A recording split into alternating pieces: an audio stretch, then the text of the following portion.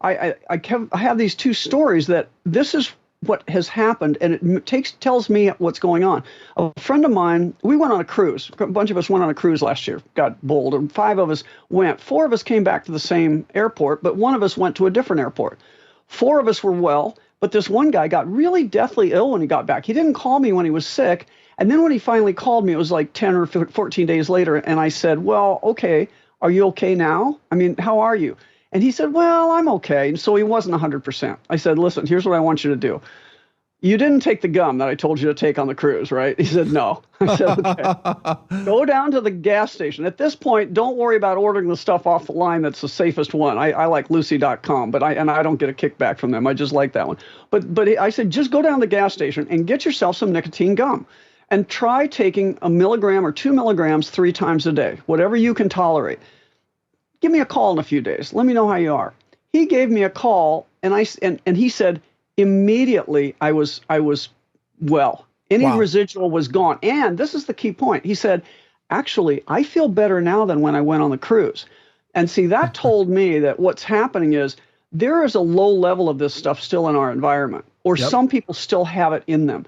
And so we have to have a protocol to cleanse them and to prevent them and to blockade it. Now, the nicotine, the way it works, so people understand, is these poisons bind with your ACE2 receptors, which are very, very prominent in your heart and your lungs, your brain, a couple other places, but those are the big ones. And what happens is that this nicotine, the reason they're called nicotine receptors is they bind nicotine stronger than they bind anything else. So if you take some nicotine in, it'll slip in between that poison and your receptor and just push it off there.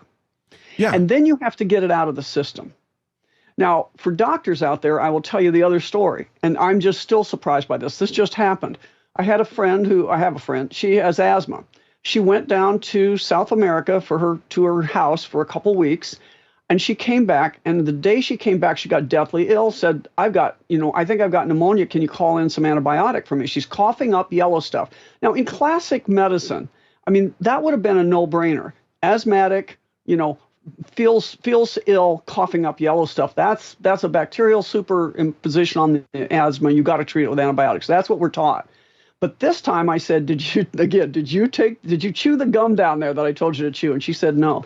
Do you have it at home? Yes.